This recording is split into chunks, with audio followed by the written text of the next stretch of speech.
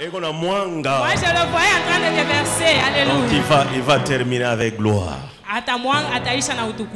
On peut maintenant manger. Alors pendant ce temps, j'invite les révérends pendant qu'ils montent avec l'interprète. Acclame Jésus.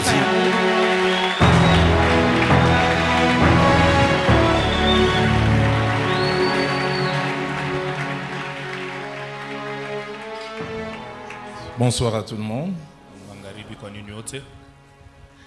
Je voudrais qu'en mon nom, vous puissiez saluer votre voisin, votre voisine en disant ça, c'est pas moi qui vous salue, c'est le pasteur Roland Dalo qui me demande de vous saluer.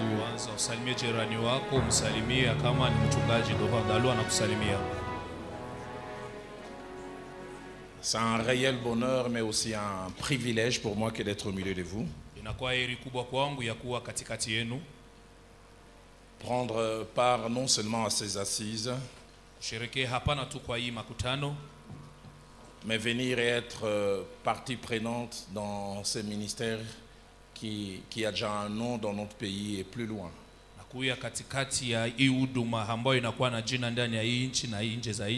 La première fois que j'ai appris l'histoire du début de ces ministères et comment il a grandi, j'ai dit on ne peut que voir la main de Dieu. Homme de Dieu, que Dieu vous bénisse et qu'il vous bénisse encore. Est-ce qu'on peut apprécier l'écoute, l'obéissance que papa réussit et combien c'est nous a bénis au pays et plus loin avec des hommes de Dieu qui sont partis de cette œuvre. Mes remerciements vont aussi au pasteur Badi parce que je considère chaque invitation comme une appréciation.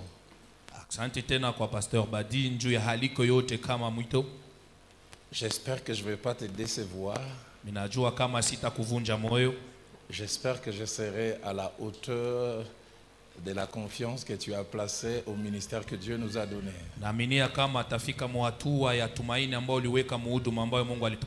Mais j'ai seulement la certitude que je vais essayer de faire de mon mieux.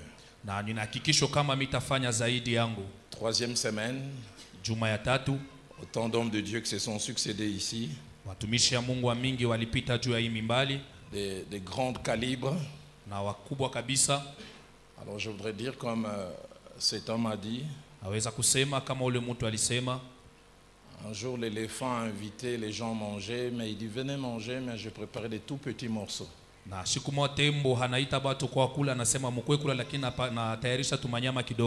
Et ceux qui étaient invités, c'était des petits chats.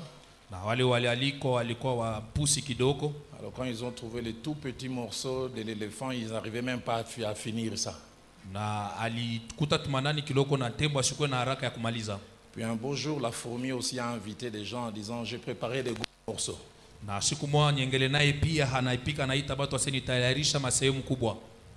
Et quand les chats sont venus trouver les gros morceaux de la fourmi, ils se sont demandé s'ils jouaient. Alors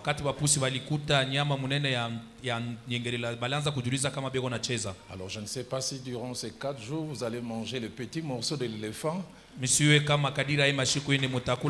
gros morceaux de la fourmi. Mais dans tout le cas vous allez manger. Je vous apporte les salutations de mon épouse qui s'appelle Viviane. Elle et moi au mois d'octobre prochain ça fera 27 ans qu'on est mariés.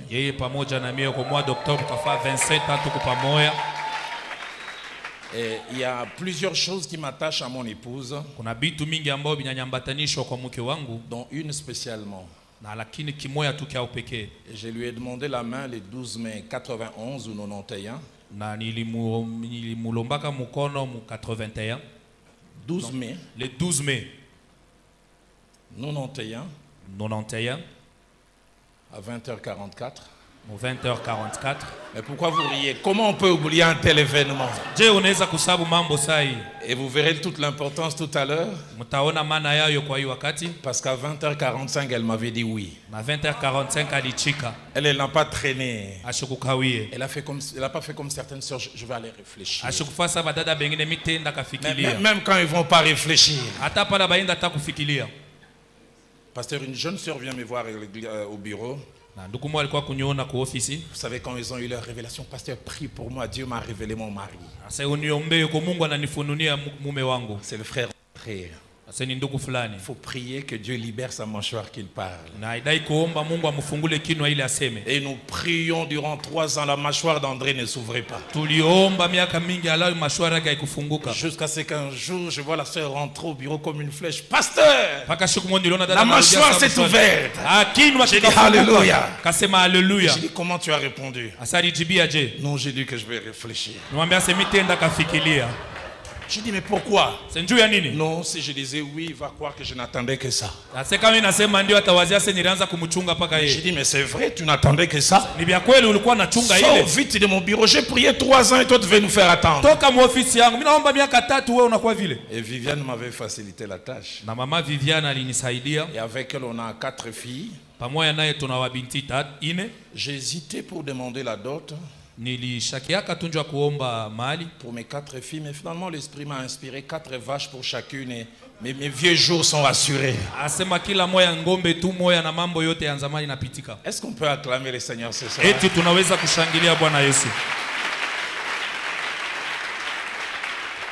Je voudrais ce soir et les 3 soirées qui vont suivre,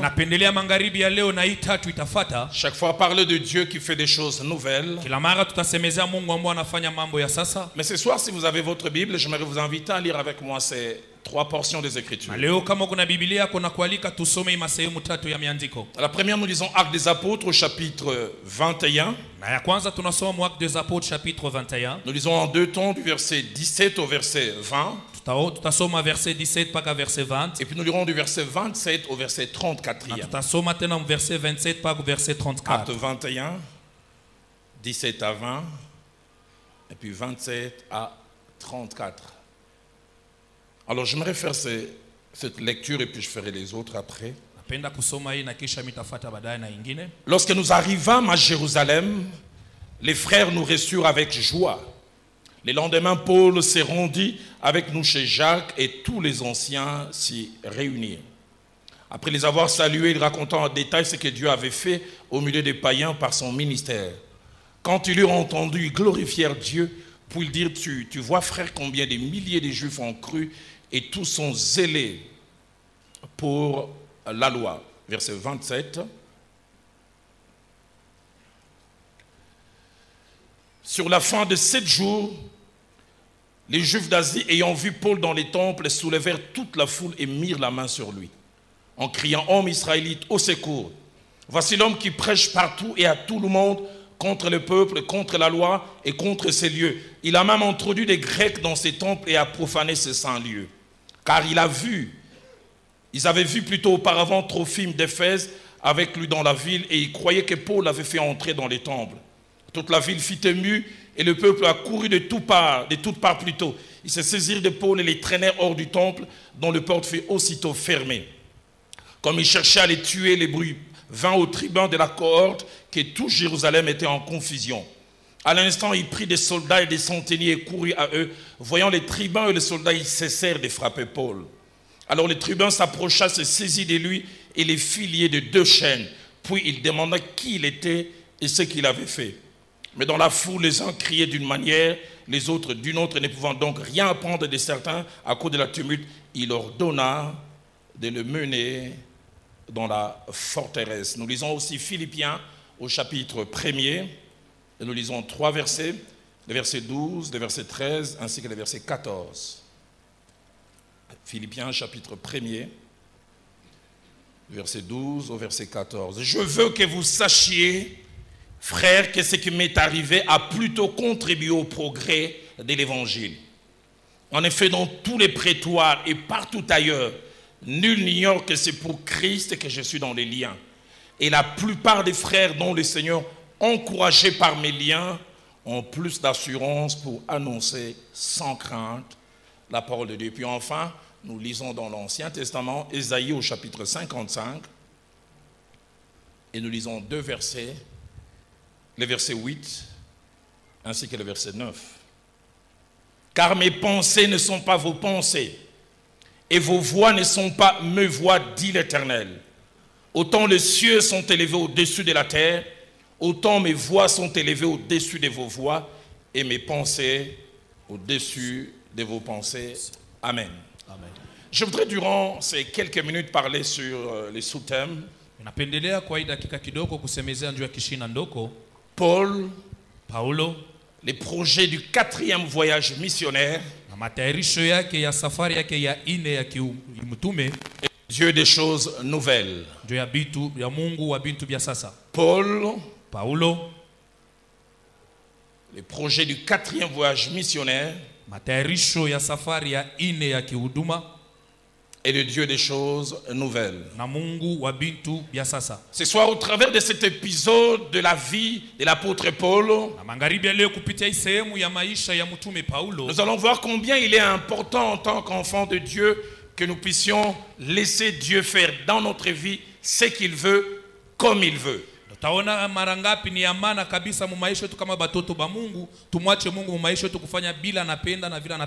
le Dieu de la Bible travaille des fois au-delà de notre entendement, au-delà de notre intelligence. Et si le message de ce soir vise plusieurs objectifs, il y en a 4 principalement. Le premier objectif nous amène à reconnaître la nécessité de ne pas être prompt à tirer des conclusions hâtives dans notre marche avec Dieu.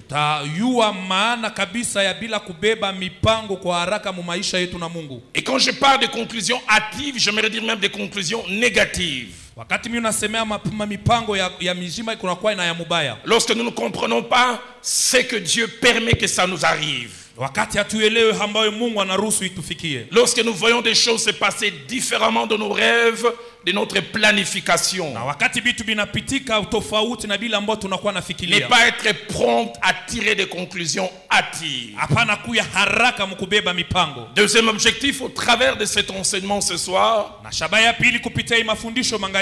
nous amener à pratiquer cette nécessité, celle d'être quelquefois flexible et non rigide dans notre marche avec Dieu. De ne pas coûte que coûte mordicus tenir à ce que Dieu fasse certaines choses. J'aime souvent dire, quand Dieu ferme une porte avec un cadenas, ne va pas chercher un marteau pour casser ça. Les quelques années que j'ai dans le Seigneur, j'ai appris que si Dieu ferme une porte à gauche, c'est que sûrement là il a ouvert une autre à droite. Et si seulement je peux avoir les yeux pour voir, je peux comprendre.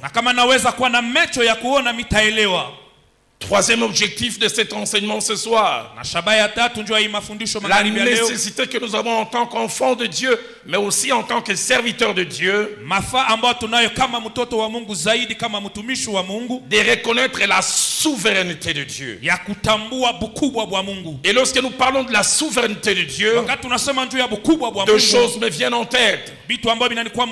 La souveraineté de Dieu, c'est le pouvoir ou l'autorité absolue que Dieu a sur les choses, sur les événements et sur les circonstances.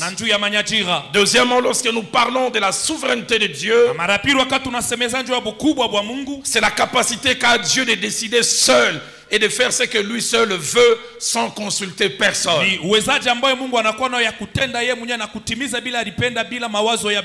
J'aime ce que l'apôtre Paul dit dans Éphésiens au chapitre 1er, au verset 11, qui exprime la souveraineté de Dieu. Écoutez ce qu'il dit de notre Dieu. Il est celui qui opère toutes choses d'après le seul conseil de sa volonté. Il ne vient pas demander à quelqu'un, qu'est-ce que tu penses, je peux faire ça pour Badi. Oh Dieu merci, il ne demande pas l'avis des gens.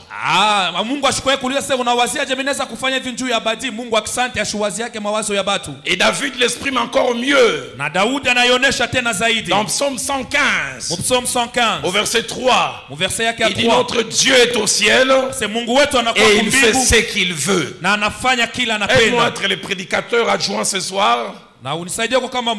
Dis à ton voisin, apprends à laisser Dieu faire ce qu'il veut dans ta vie.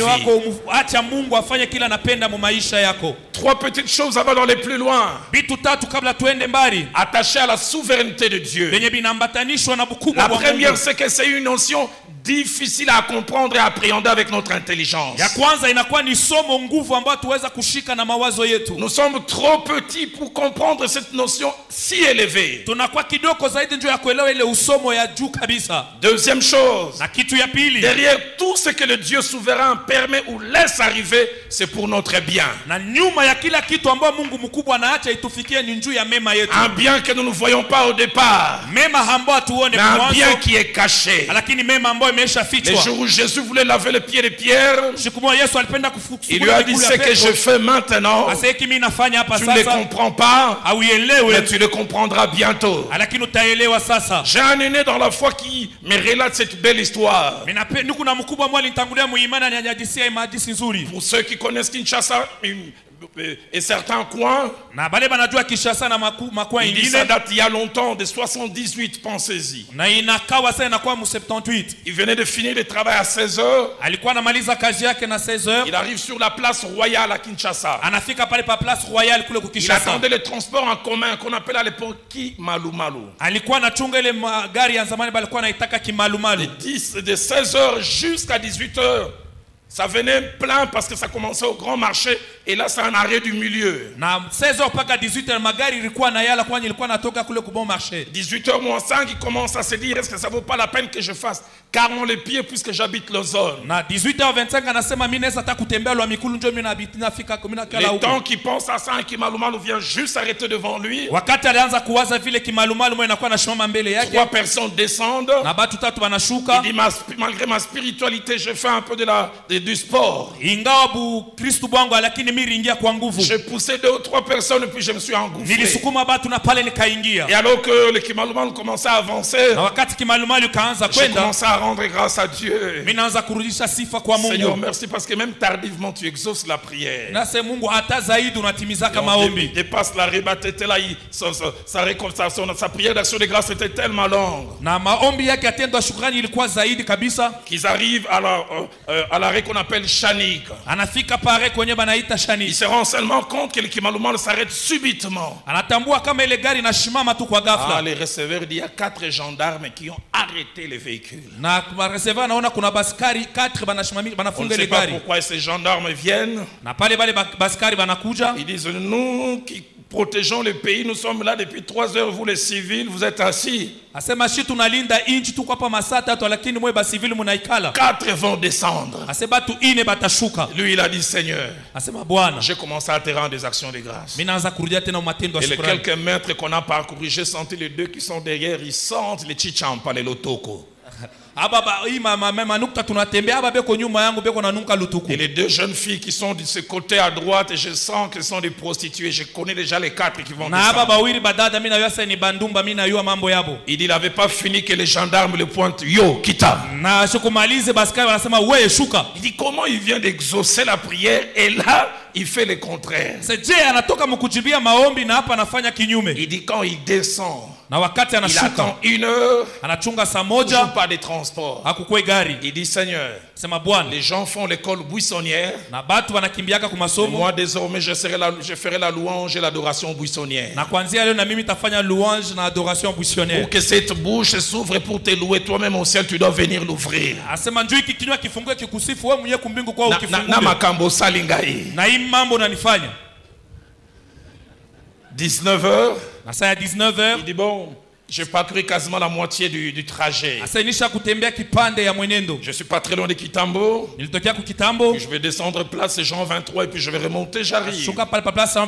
Il dit: je vais faire les pieds. Il arrive à Kitambo, il voit un grand attroupement. 3 ambulances qui montent et qui redescendent. Il dit: mais qu'est-ce qu'il y a? Il y a un Kimalumalu qui est venu 1 heure, ça fait un tonneau. Et apparemment il n'y a aucun survivant. Et il va voir. Et juste quand il arrive, il voit on est en train de faire sortir les policiers qui avaient pris sa place sans vie, mort. Là où il était, il s'est mis à genoux. Il dit au Lingala Nkolo, merci Nengebakiti Sakingai. J'aimerais dire à quelqu'un, Dieu ne fait rien pour rien. Derrière la souveraineté de Dieu se cache notre bien. Troisième chose que je devrais dire attaché à la souveraineté de Dieu, dans sa souveraineté, Dieu nous impose des choses que nous ne voulons pas, que nous n'aimons pas, mais des choses que nous apprécierons après. Et si tout ça, ça fait partie du troisième objectif de cet enseignement. Quatrième objectif, c'est la nécessité de savoir que Dieu n'est pas un homme. Il ne pense pas comme nous. Il n'agit pas comme nous. Dans Isaïe chapitre 55 que nous avons lu, verset 8 au verset 9, il dit à Isaïe, mes pensées ne sont pas vos pensées. Mes voix ne sont pas vos voix. Et j'aime ce qu'il ajoute. Autant les cieux sont élevés au-dessus de la terre, autant mes voix sont élevées au-dessus de vos voix. Et mes pensées au-dessus de vos pensées. J'aime la traduction français courant. Écoutez ce que français courant dit. Ce que je pense n'a rien de commun avec ce que vous pensez. Et vos façons d'agir n'ont rien de commun avec mes façons à moi de travailler. Et les deux premiers textes que nous avons lus nous parlent un tournant dans la vie de l'apôtre Paul. Le premier nous parle d'un événement apparemment négatif qui arrive dans Acte 21. Et 4 ans après, dans Philippiens 1, 12 à 14, il a un langage étonnant, un langage positif. Alors pour mieux comprendre surtout Acte 21, quand Paul a fini le 3e voyage missionnaire et qu'il va aller quelque part et qu'on l'arrête, il est bon que nous puissions voir les contextes. Je le fais en 5 points. Premièrement, la scène de Acte 21 se passe vers l'an 59 ou 60 après Jésus-Christ. Ça se passe à la fin du 3e voyage missionnaire de Paul. Cela fait entre 29 et 30 ans depuis que l'apôtre Paul est converti. Deuxième chose, attachée à l'arrière-plan de ce texte, c'est qu'à ce moment et de sa vie, mais surtout de son ministère, Paul est comme lassé, il est fatigué. Il a l'impression qu'il a atteint l'apogée dans son ministère. Il a l'impression qu'il a tout vu de ce qu'il devait voir dans les contrées où il a travaillé. Lorsqu'il écrit aux Romains, dans Romains chapitre 15, au verset 23, écoutez ce qu'il dit. Je n'ai plus rien de ce qui me retient dans ces contrées. Il a l'impression qu'il a tout fait. La version français courant dit, j'ai achevé mon travail dans ces régions-ci. La version de Semeur va plus loin. Le Semeur dit, je n'ai plus de champ d'action dans ces régions. Troisième chose, c'est que Paul en ce moment-là a le désir de réaliser un vieux rêve, un vieux projet qui a toujours tenu son cœur.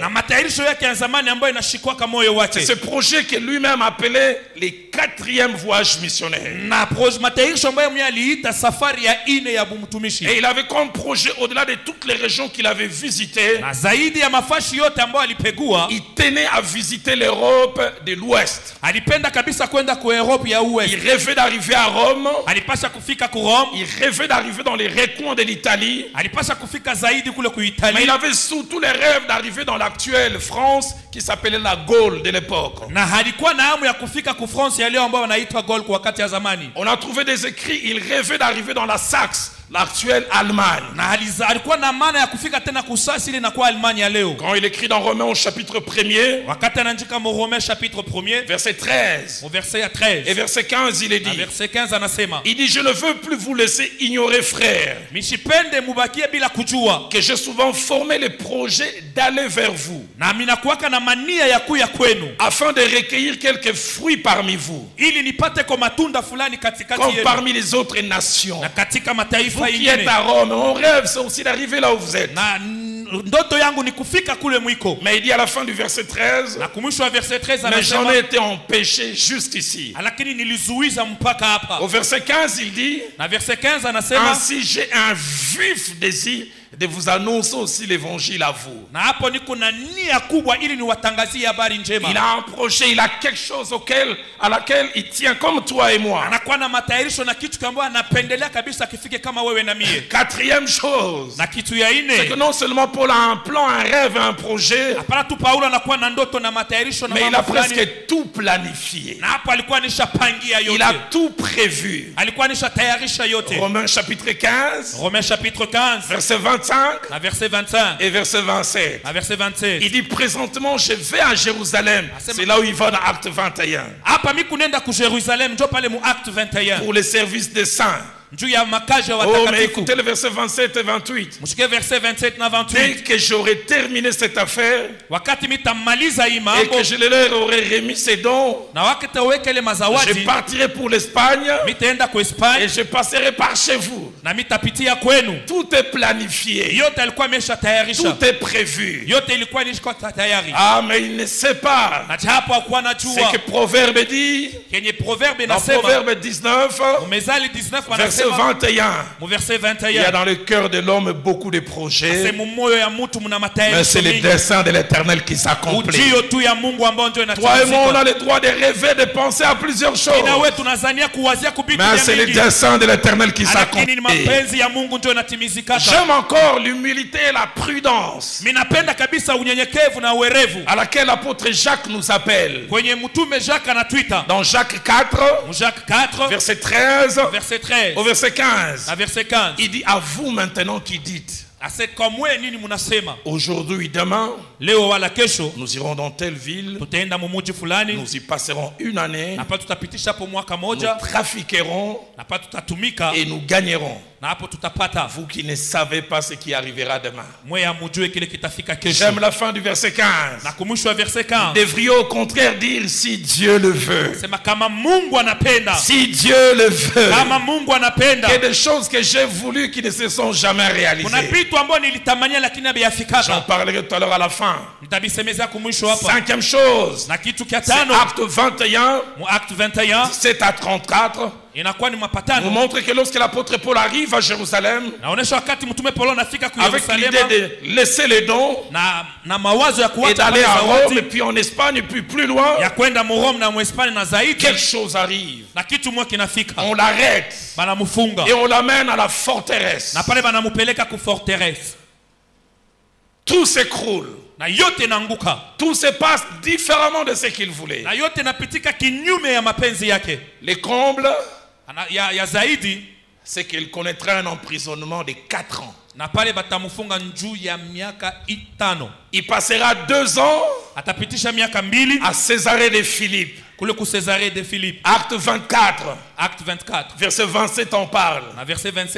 Et puis plus tard, Acte 28, au verset 30, nous montre qu'il passera 2 ans comme prisonnier. Allez, l'original dit résident surveillé, mais il était quand même en liberté réduite. Lui qui rêvait, lui qui tenait à quelque chose. Il était attaché à cette vision. Et là, il a comme un véhicule arrêté par un frein à main. 2 ans, celui qui aimait bouger ne bouge presque plus.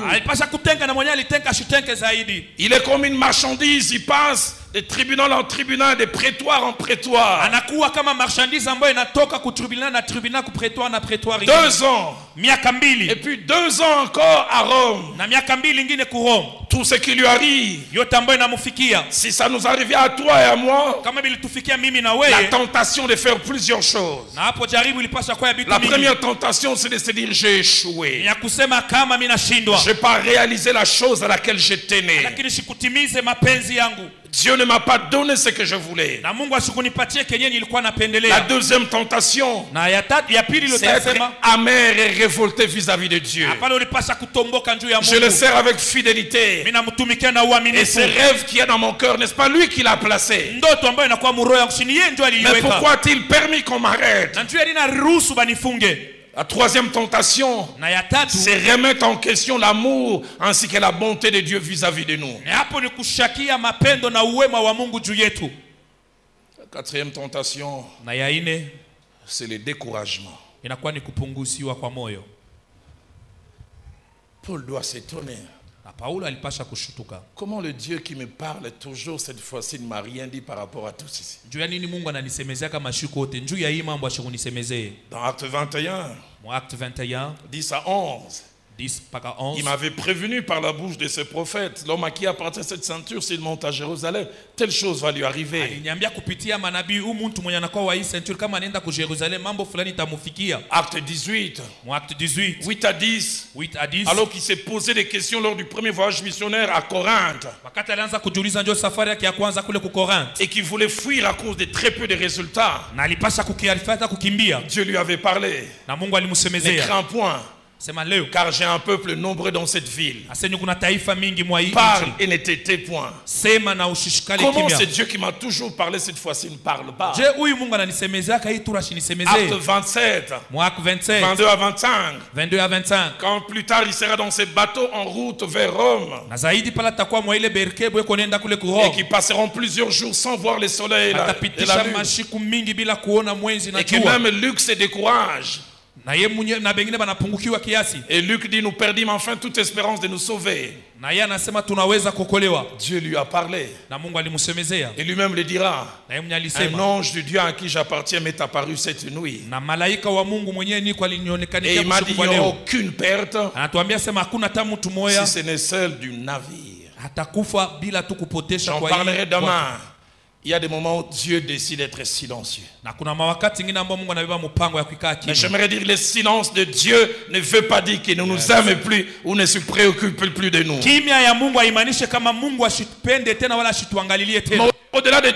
Au lieu de toutes ces plaintes, 4 ans après, un courrier vient de la prison. Parce que Paul écrit de Rome, il est en prison. Et les prisonniers, quand ils écrivent, ce soit des plaintes. Ou c'est la nostalgie de la nourriture.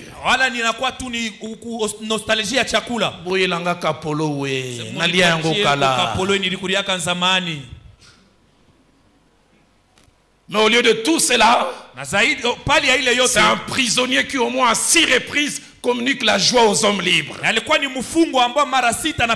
Réjouissez-vous dans le Seigneur. Je le répète, réjouissez-vous dans le Seigneur. Mais il ne s'arrête pas là. Dans Philippiens 1:12, il dit, j'aimerais que vous sachiez que ce qui m'est arrivé a contribué au progrès de l'évangile.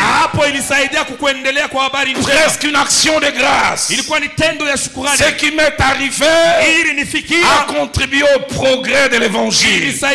Aide-moi à dire à ton voisin, un emprisonnement peut contribuer au progrès de l'évangile. Change de voisin, dis à l'autre. Des choses négatives peuvent sortir de nouvelles choses. Des fois l'usine qui fabrique de bonnes choses s'appelle de mauvaises choses. Lorsqu'il dit ce qui m'est arrivé a contribué au progrès de l'évangile. Le terme progrès. Un terme rare dans la Bible, surtout le Nouveau Testament. Un terme qu'on retrouve seulement 2 fois. Mais ce terme en grec cache 4 significations.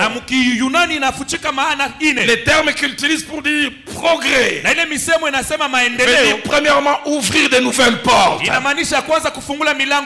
fois le chemin des nouvelles portes passe par l'emprisonnement. Et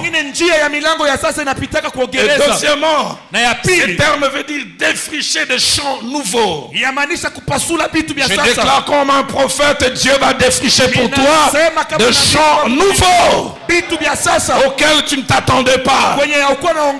Troisième signification, frayer des nouveaux chemins mais meilleurs en qualité. Des fois dans la liberté on ne trouve pas des choses meilleures. Des choses meilleures, des fois il faut aller en prison. Je sais que tu ne diras pas amen. Mais Seigneur, si quelqu'un doit avoir de nouvelles choses bonnes, il doit passer par des choses négatives, permet qu'il passe par là. J'entends quelqu'un dire au nom de Jésus Nazakunate. Quatrième signification de ce terme, c'est offrir de nouvelles opportunités. Ouvrir des portes qui n'ont rien à voir avec tout ce qu'on a connu. Pourquoi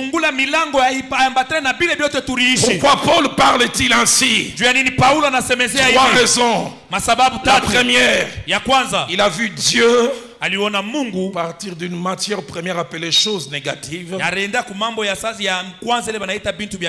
pour produire un produit fini appelé choses positives. J'aimerais dire à quelqu'un, la matière finale peut partir d'une matière première qui n'en a pas l'air.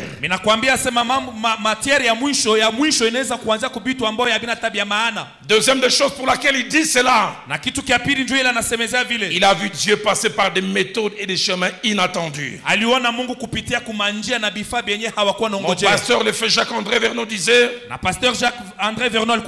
Dieu peut t'amener au nord en allant par le sud. Mais toi tu es tellement intelligent, quand il t'amène là tu lui donnes un cours de géographie. Seigneur, le nord c'est là-bas. Dieu sait ce qu'il fait. J'en parlerai à la fin. Il y a des choses qui m'ont fait pleurer aujourd'hui qui me font danser. Troisième chose pour laquelle Paul dit cela,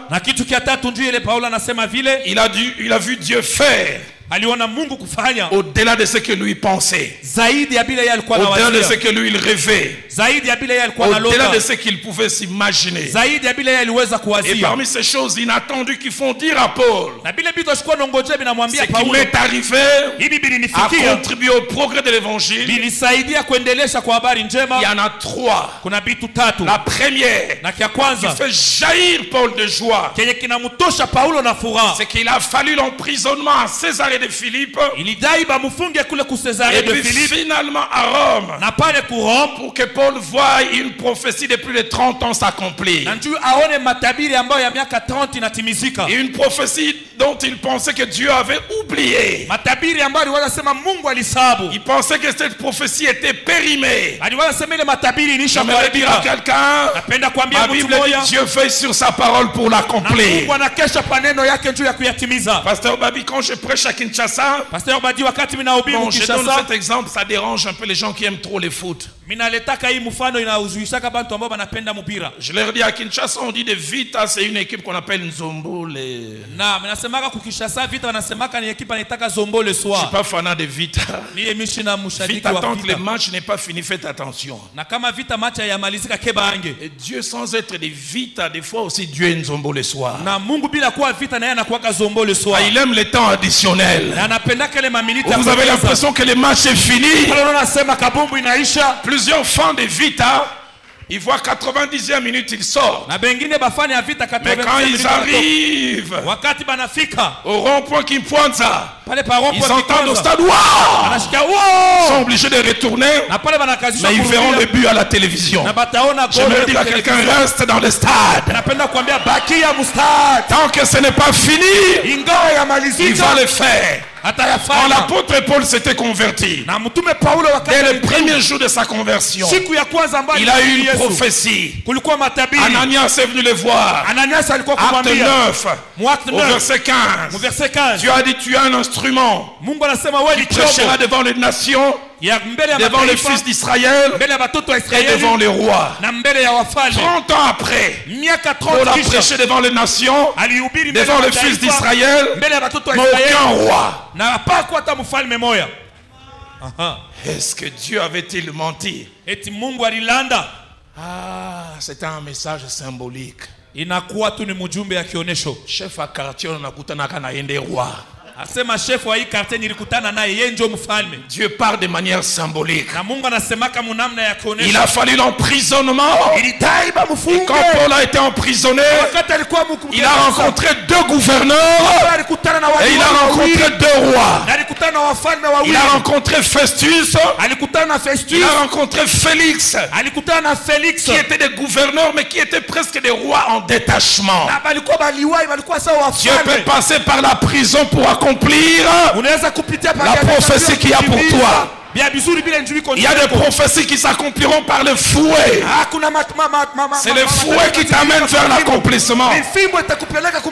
Mais non seulement ça. Actes des apôtres 26, Paul rencontre le roi Agrippa. Et finalement dans Acte 28, il est à Rome. Il rencontre César. Je me redis à quelqu'un, le Dieu de la Bible ne trompe pas. Ma Bible à moi dit, c'est une prophétie dont le terme est fixé. Elle ne mentira pas. Elle ne mentira pas. J'aime ce que ma Bible ajoute. Si elle tarde, ah bon, elle peut tarder. Si elle tarde, attends-la. Attends-la. Car elle s'accomplira. Elle s'accomplira certainement. Hier soir, j'étais en train de prier. Je vis, j'entrais dans cette église. Sur 1000 personnes, il y avait au moins 600 enceintes. Mais ce qui me frappait, hommes et femmes enceintes. J'ai dit, Seigneur, comment les hommes peuvent être enceintes? Dieu m'a dit, ils sont enceints des promesses de Dieu. Et Dieu m'a donné cette parole. Il y a ceux dont la prophétie naîtra par la voix basse. La prophétie naîtra par la voix basse, accouchement normal. Et il m'a dit, d'autres viendront par césarienne. Mais le plus important, qu'elle vienne.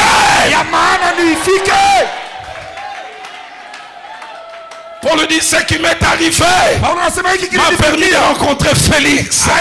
Ce qui m'est arrivé m'a permis de rencontrer Festus. Sans l'emprisonnement, je ne serai pas le main dans la main de roi Agrippa. Je me dire à quelqu'un, le Dieu de la Bible sait se débrouiller pour accomplir ce que sa main a promis, sa bouche a promis. Si tu crois en cela, dois dire Amen. Amen. Deuxième des choses pour laquelle l'apôtre Paul dit, ce qui m'est arrivé à contribuer au progrès de l'évangile. Il a eu accès à prêcher aux endroits où il ne pensait jamais. Il a eu accès à la garde rapprochée de César. Au verset 13, il dit dans tous les prétoires. Les prétoires étaient composés des commandos de César dont les communs de mortels ne voyaient pas le visage. Des écrits ont montré qu'il ne sortait qu'une fois l'année. Et Paul a eu accès à eux. Il dit, je prêchais dans tous les prétoires. Ah, des fois, tu rêves de Rome, tu rêves de l'Espagne, tu rêves d'arriver à Gaulle en France. Dieu peut t'amener à voir des gens rares. J'en parlerai à la fin. Il y a 6 dimanches en arrière. Puis il y a 4 dimanches aussi. Je suis allé prêcher à un endroit où je ne pensais jamais y être. Prophète réussite. Nabi réussite. Je suis né dans une famille pauvre. Je n'ai pas eu besoin de dictionnaire pour connaître la signification de la pauvreté. Mon ventre connaissait quoi la pauvreté. Mon petit frère, on dormait sur un lit qui n'avait pas 4 pieds, qui en avait 3. Les gens normaux, quand ils dorment, ils se lâchent. Nous-mêmes en dormant, on était prudents.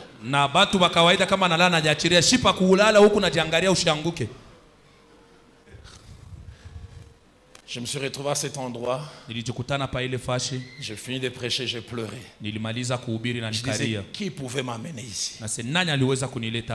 Tout ce qui est arrivé a contribué au progrès de l'évangile. De telle sorte que quand Paul écrit aux Philippiens, écoutez ce qu'il leur dit. Dans Philippiens chapitre 4, au verset 22, il dit, tous les saints vous saluent. Et principalement ceux de la maison de César. Vous savez quoi Paul veut dire? J'ai une cellule dans la maison de César. La version français courant le traduit mieux. Il dit tous les croyants d'ici, spécialement ceux qui sont au service de l'empereur, vous adressent des salutations. Dieu peut fermer la porte du 4e voyage missionnaire, mais ouvrir la porte pour des endroits auxquels tu ne pensais jamais. 4e et dernière chose, je finis. Paul a eu durant ces 4 ans à gagner des âmes en quantité comme jamais avant. Et à Césarée et à Rome, il faisait partie des prisonniers que les Romains considéraient comme dangereux. Et les Romains, pour tout prisonnier qu'ils considéraient dangereux, au moins 2 fois dans les actes des apôtres, on les voit, on liait ces prisonniers avec 4 soldats. De telle sorte que s'il veut fuir, comme il y a des chaînes, on peut savoir s'il bouge. Et pour empêcher que et les soldats et les prisonniers commencent à trop sympathiser, chaque 4 heures, on changeait ces 4 policiers. Paul pouvait dire à ceux qui sont en liberté, si pour vous qui circulez les âmes à évangéliser sont rares, moi chaque jour j'en ai 24. Chaque jour ils sont obligés de m'écouter. Allez, je me réfère un peu de l'arithmétique. Et l'histoire dit qu'il ne revenait jamais 2 fois. Par jour, il avait 24. Par semaine, 168. Chaque mois, 672. L'année, 8064. 2 années où il était à Césarée, 16128. Et après les 4 ans, il a eu 24 192. Je ne sais pas combien se sont convertis. Mais il dit, j'aimerais que vous sachiez ce qui m'est arrivé a contribué au progrès de l'évangile. Je demande aux musiciens de monter, on va chanter tout à l'heure. Je me retrouve en mai 2005. Mon pasteur, le fait Jacques-André Vernon, revient d'un voyage. Il m'avait laissé l'église depuis début décembre 2003. C'est la première fois qu'il m'a laissé l'église le plus longtemps possible. Il a eu des échos des gens. Lui-même, après 2 semaines, il a eu à suivre les cassettes VHS, les cassettes audio.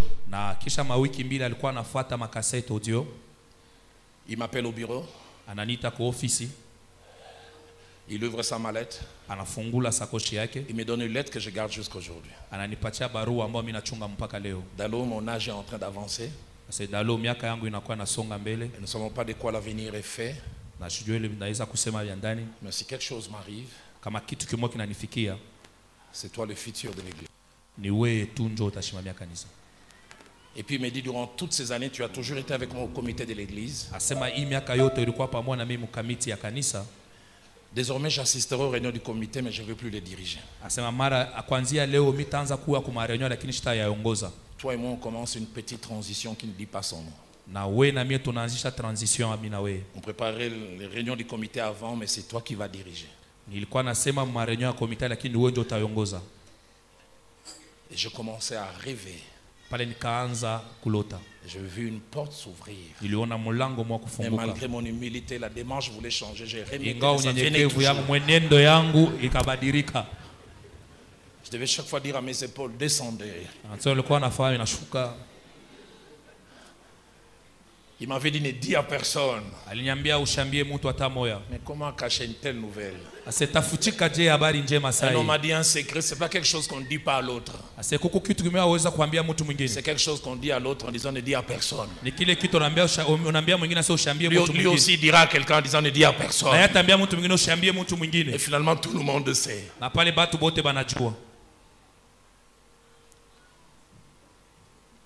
Entre juin 2004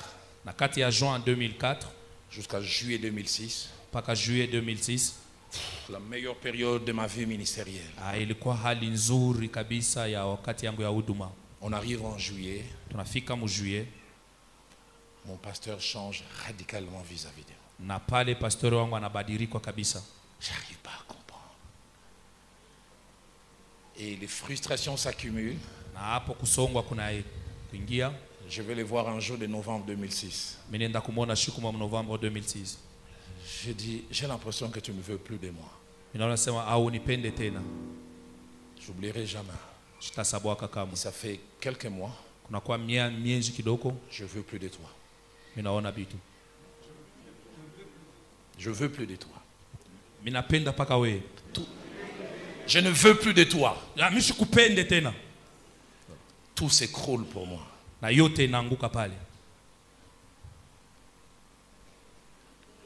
Tu vois, si tu veux écrire une lettre disant que tu veux te mettre de côté, je ne suis pas contre.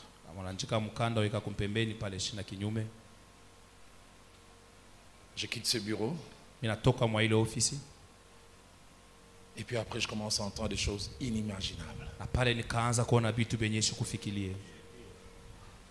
D'abord, on commence à dire non, quand notre église a acheté une parcelle, je touchais la commission pour l'achat de la parcelle, 50 000 $.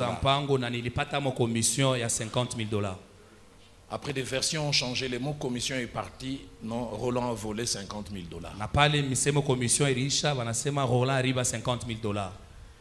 J'oublierai jamais ce jour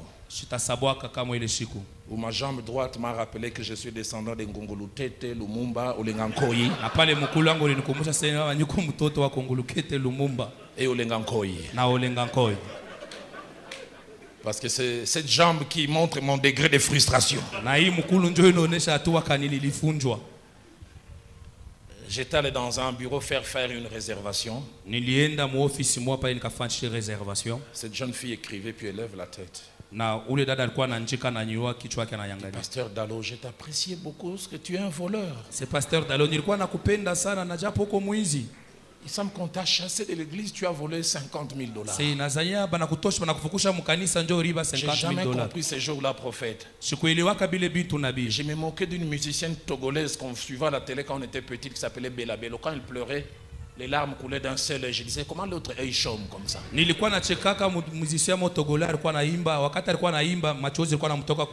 ce jour-là, je me suis surpris, les larmes ne sortaient que d'un côté. D'abord, je me suis fâché. C'est ce jour-là, je me suis rendu aussi compte. Je suis converti, mais l'esprit doit me maîtriser encore. J'ai commencé à penser avant ma conversion, j'ai fait du judo, les mots ont commencé à monter, Maïgeri, Yokogeri, Mawashigeri. J'ai dit, est-ce que le Saint-Esprit a tout étouffé là, les Mawashi, là c'est parti. On ne peut pas s'en servir un peu. J'ai dit à cette jeune fille, j'ai pas volé. Et je ne volerai jamais. Mais ce jour-là, le diable voulait m'étouffer. Mon véhicule était tombé en panne. J'ai pris un taxi. nilibeba de la taxi ville à Bandal, kwenda Mbandal Bandal à Delvaux, j'oublierai jamais. na sitasabwaka kamwe. Je prends le taxi à Delvaux pour monter chez moi à Lipen. Nabeba taxi mu Delvaux ndio Il était kurudia kwa 11h10. Ilikuwa 11h10. Et la radio de notre église faisait passer toujours aux alentours de 11h10, 11h15 na un radio ya message. kanisa yetu ilikuwa napitisha ma 11h15 mjumbe. On était dans les taxis de Kinshasa, 4 derrière, 2 devant avec le chauffeur. Tulikuwa mugari baine nyuma bawiri mbele na dereva. Quelqu'un qui était devant dit tiens, radio parole éternelle, tolanda mateya. Asema weka radio parole éternelle tufate mahubiri. Le chauffeur dit église ya mundele ajona ye mutu mwindo aiba kimbongo. Asema hii kanisa ya muzungu ajo wake muushula riba makuta. Et j'étais là derrière. Nilikuwa kule kumkongo mimi nasema même les taximens. Ataba taximen.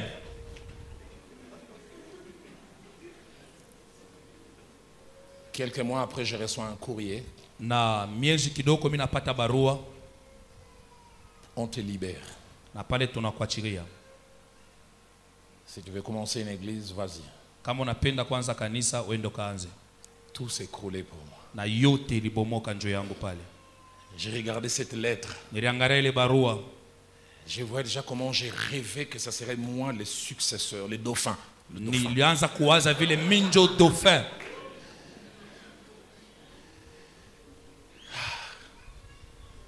J'ai passé les 5 mois les plus difficiles de ma vie. Nilipitisha miezi 5 ya magumu kabisa ya maisha yangu. Je commençais à rester chez moi sous l'arbre. Nilianza kubakia kwangu chini ya mti. Avec mon poste radio écoutant notre radio et puis Sangomalamu. Na radio yangu nilikuwa nashikia radio yetu na Sangomalamu. Lisant des livres. Nilikuwa nasoma vitabu. Je savais d'où je venais. Nilijua kule nilitoka. Je savais un peu où j'étais. Na nilijua kidogo kule nilikuwa. Mais je ne savais pas où j'allais. Na lakini sikujue wapi niko naenda. Tout mon monde s'écroulait. Na pale dunia yangu yote ilibomoka. Un jour quelqu'un m'a envoyé un mail injurieux. Na siku moja mtu mwana anyanjikia mail moja ya kunitukana. Il dit tu vas mourir de faim. So utakufa na njala. Et tu sauras. Na utajua.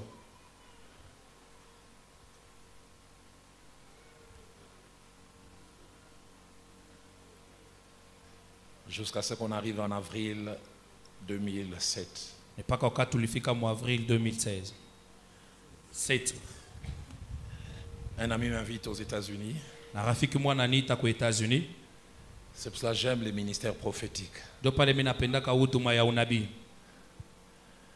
J'étais dans la maison de cet ami.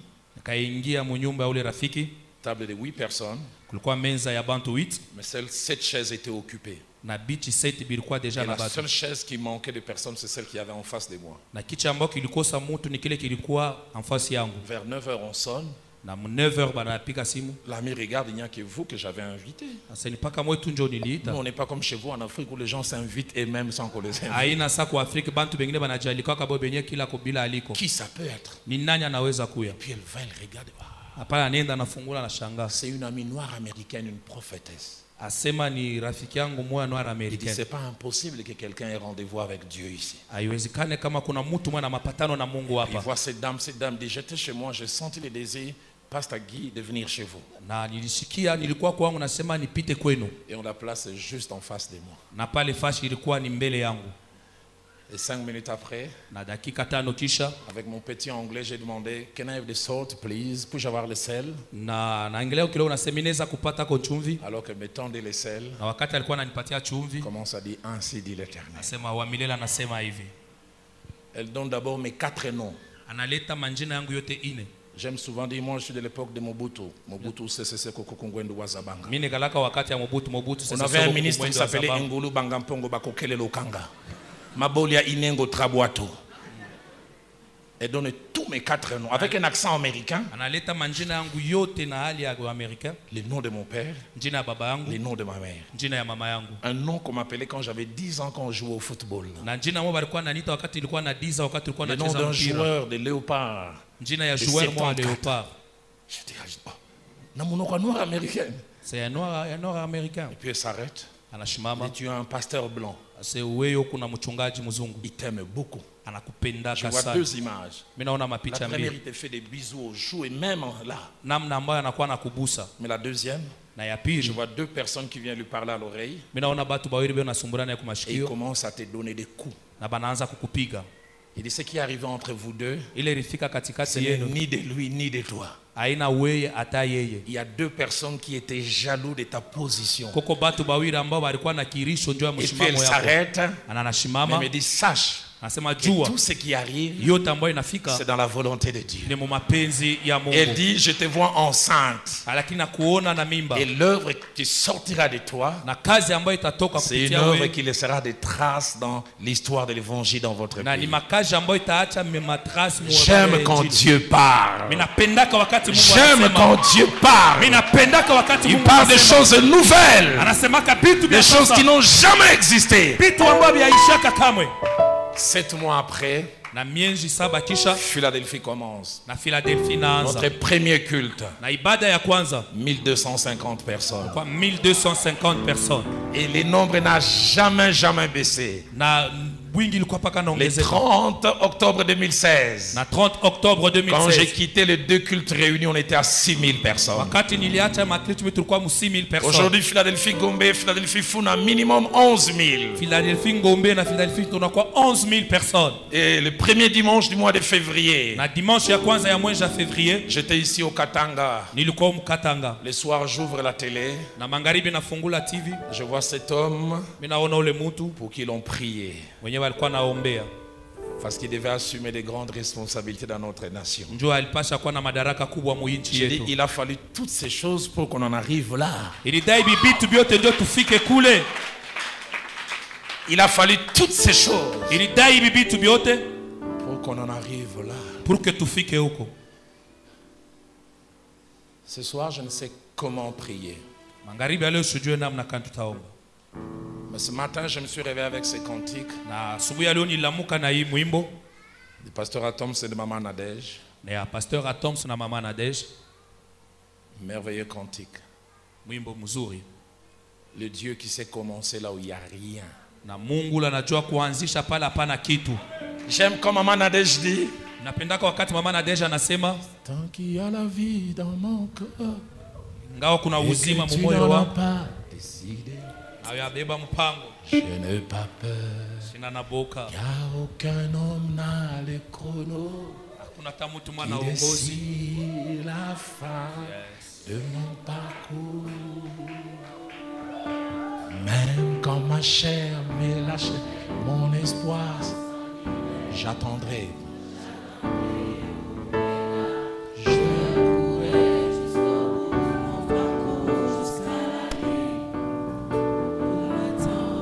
Même quand ma chair me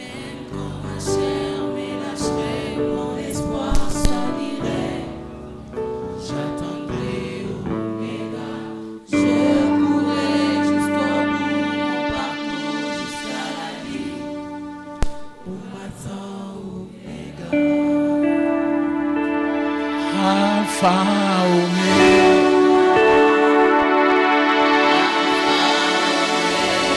Le Dieu de tout temps.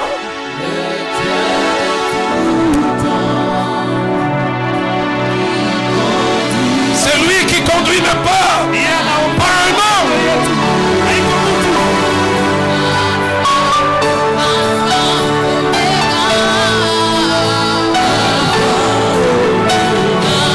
Alpha Oméga.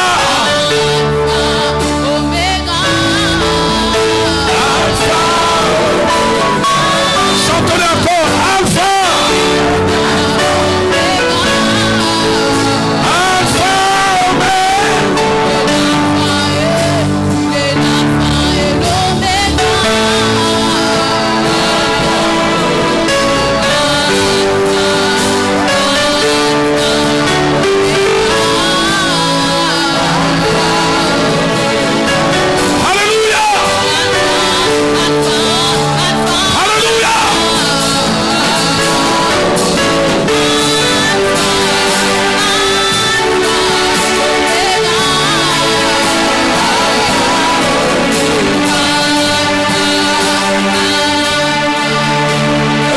Commencer au début.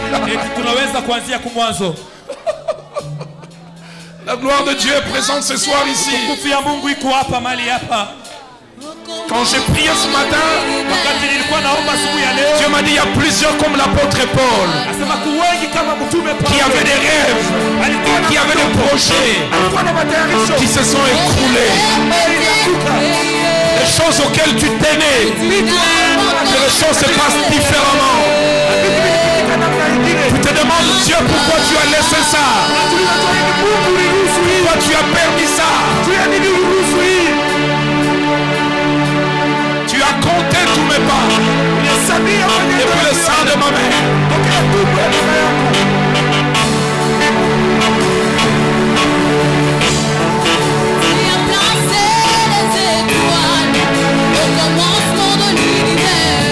Alléluia.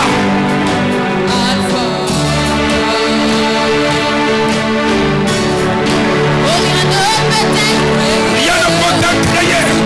Encore parler. Alléluia.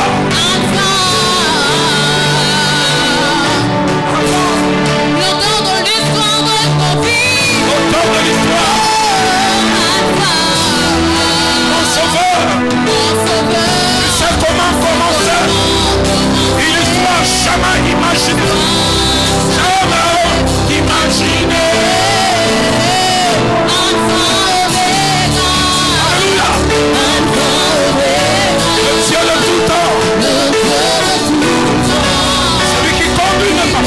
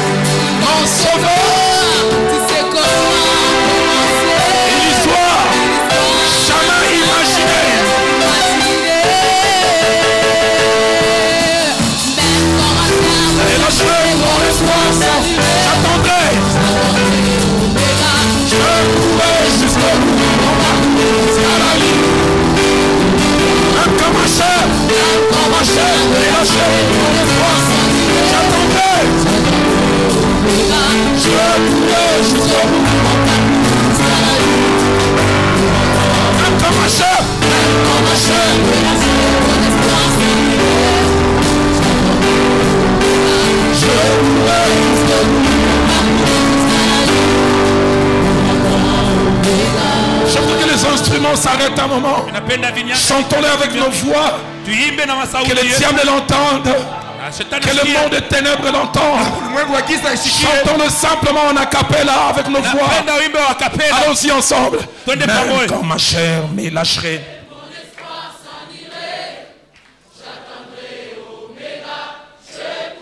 Seigneur, entends tes enfants qui déclarent la foi en toi. Même quand ma chair. J'attendrai. Oméga, je pourrai jusqu'au bout mon parcours jusqu'à la nuit. Une dernière fois, même quand ma chair. Même quand ma chair me lâcherait, mon espoir s'en irait. J'attendrai. J'attendrai, Oméga, je pourrai jusqu'au bout mon parcours jusqu'à la nuit. Avec les instruments, même quand ma chair.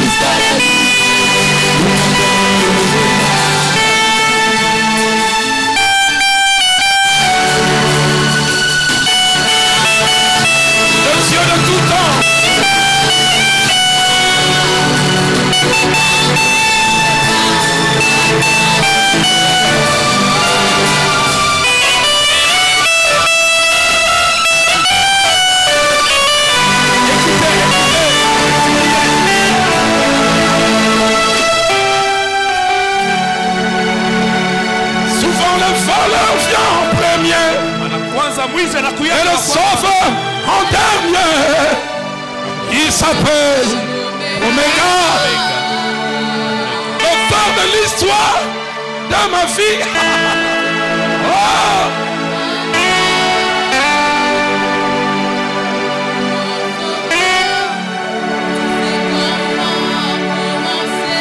Une histoire jamais.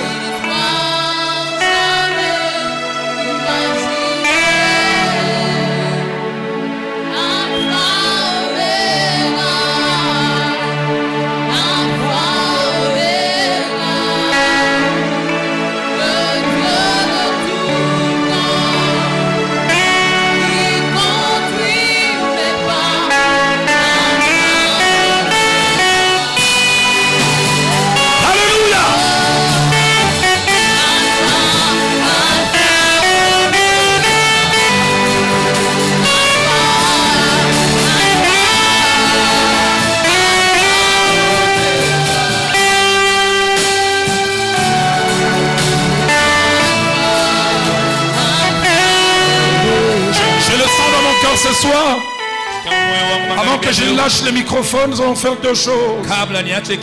La première, tiens la main de ton voisin et de ta voisine. Lève-nous tous. C'est ceux qui sont baptisés en esprit. C'est ceux qui sont baptisés en esprit et qui parlent en langue. Laissez monter cette prière en langue. Ne priez pas en intelligence. Faites monter cette prière en langue. Allons-y pour un petit moment.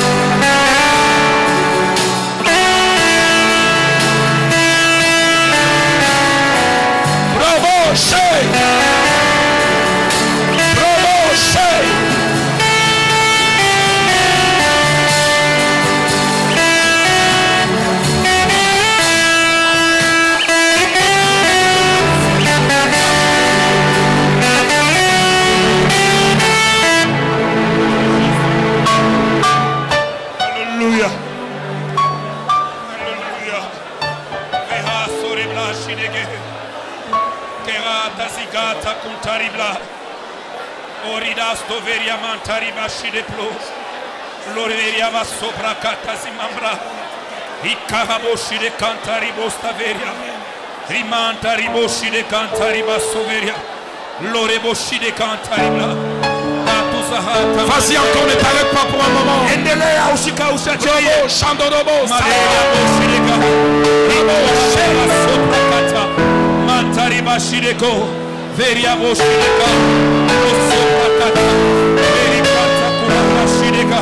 Et maintenant nous allons faire silence. Tel que je l'avais vu quand Dieu me l'a montré. Nous terminons avec ces cantiques. Et l'homme de Dieu, le visionnaire, à qui Dieu a parlé il y a plus de 25 ans. Papa réussite va venir. Avec toute l'humilité que je peux avoir pour l'inviter. Dieu m'a dit, il ne va pas prier. Dieu m'a dit, il va déclarer des choses.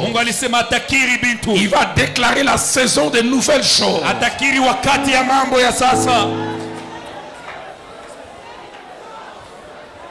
Seigneur Jésus, je t'aime. Je me donne tout à toi. Fais tomber les écailles de mes yeux. Ramène-moi aux choses simples. Celles qui me montrent ta grandeur. Que je sache de croire à la taille des illusions, à la taille des défis, à la taille des combats que je connais. Que je m'appuie sur le Dieu fort. Je t'aime. Je me donne tout à toi. Que les états de mes yeux tombent. Fais-le tomber ce soir. Ramène-moi. Ramène-moi aux choses simples. Je montre ta grandeur. Le ciel, la terre suffit. Le ciel, la terre suffisent pour de toute ta splendeur. Ouvre mes yeux. Ouvre mes yeux que je voie ton âme. Celle qui m'entoure. Que je cesse de croire à la taille de mes défis, à la taille de mes combats, à la taille de l'adversité. Tu es plus grand. Tu es plus grand